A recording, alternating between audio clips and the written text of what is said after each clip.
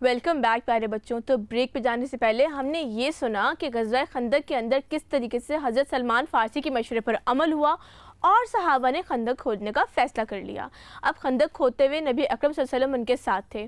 کہا جاتا ہے کہ بے انتہا بھوک کے دن تھے, مشقت کے دن تھے. صحابہ گئے اور انہوں نے جا کر نبی اکرم صلی اللہ علیہ وسلم کو دکھایا کہ ان کے پیٹ کے اوپر ایک پتھر بندھا ہوا ہے. یعنی ان کو اتنی بھوک لگ رہی تھی, اس کو کنٹرول کرنے کے لیے انہوں نے اس طریقے سے کیا. آپ کو پتہ ہے اس کے جواب میں کیا ہوا؟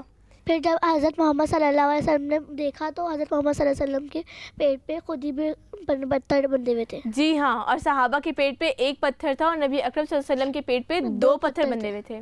آپ کو پتہ ہے اتنے میں ایک صحابی سے نا نبی اکرم صلی اللہ علیہ وسلم کی بھوک دیکھی نہیں گئی. انہوں نے ڈیسائیڈ کیا کہ میں ان کو اپنے گھر پہ بلاتا ہوں, انہیں کھانا کھلاتا ہوں. انہوں نے کیا کیا, انہوں نے ایک بکری ذبح کی, تھوڑا سا آٹا گوندا اور کچھ نبی اکرم کو اور کچھ اصحاب کو کہا کہ آپ آ کے کھانا کھا لیں. آپ کو پتہ ہے نبی اکرم صلی اللہ علیہ وسلم نے کیا کیا؟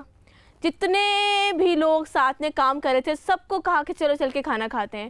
وہ صحابی پریشان ہو گئے کہ اب یہ کھانا کیسے پورا ہوگا. آپ کو پتہ ہے کتنے لوگ گئے؟ 1000 لوگ چلے گئے کھانا کھانے کے لیے, 1000 لوگ. اور جب وہاں پہنچے تو کہا جاتا ہے کہ اتنی برکت ہوئی کہ روٹیاں پکتی رہیں, سالن ڈلتا رہا اور وہ ختم نہیں ہوا. وہ کھانا وہ لوگ مسلسل کھاتے رہے اور سب نے جی بھر کے کھا لیا. اس کے بعد کہا جاتا ہے کہ کوئی صحابیاں کھجور لے کے آئیں اپنے کسی رشتہ دار کے لیے, اس کو انہوں نے ایک چادر پہ رکھا اور اس کے بعد سب لوگ آتے رہے, اس میں سے کھجور کھاتے رہے. کہا جاتا ہے کہ اس رومال سے کھجوریں باہر گرتی رہیں لیکن ختم نہیں ہوئی. اس سے کیا سمجھ آیا ہمیں؟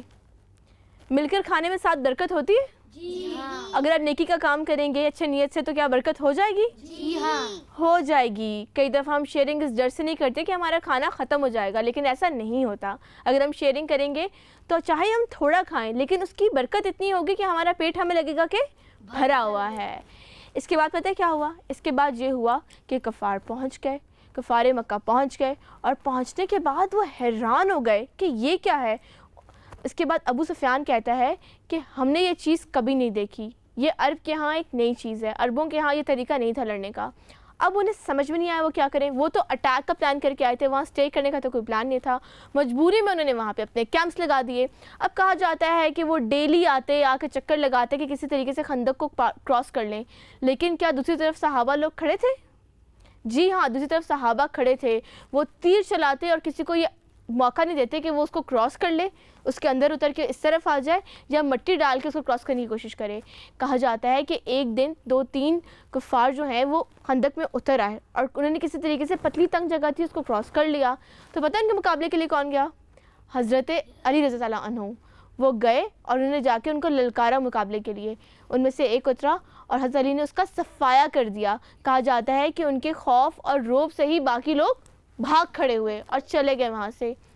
اب کفار کو سمجھ نہیں آ رہا تھا کہ کیا کریں. پتہ ہے کیا کیا انہوں نے ایک اور چال چلی. وہ یہ چلی, میں نے آپ کو بتایا تھا نا کہ مدینے میں یہود بھی تھے, ایک اور ٹرائب تھا جنہوں نے ان کو اکسایا تھا. اندر بنو قریظہ نام کا ایک قبیلہ تھا, وہ مدینے کے اندر تھا.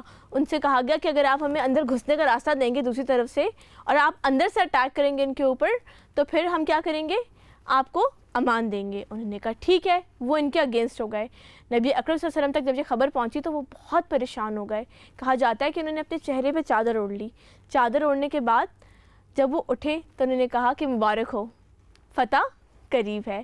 سب لوگ حیران ہو گئے. کہتے ہیں کہ خندق کھودنے کے دوران ایک بہت سخت قسم کی چٹان آئی جو صحابہ سے نہیں ٹوٹ رہی تھی, تو نبی اکرم صلی اللہ علیہ وسلم خود آگے بڑھے, انہوں نے کہا میں توڑوں گا. کہا جاتا ہے کہ جب انہوں نے اس کو توڑا تو اس کے اندر سے ایک نور نکلا اور اس کے بعد انہوں نے کہا مبارک ہو, مجھے شام کی فتح دکھائی گئی ہے, مبارک ہو مجھے یمن کی فتح دکھائی گئی ہے, مبارک ہو مجھے فارس کی فتح دکھائی گئی ہے.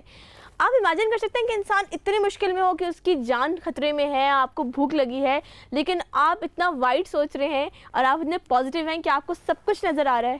ایسا کب ہوتا ہے؟ جب آپ صحیح راستے پہ ہوتے ہیں, آپ ڈٹرمنڈ ہوتے ہیں.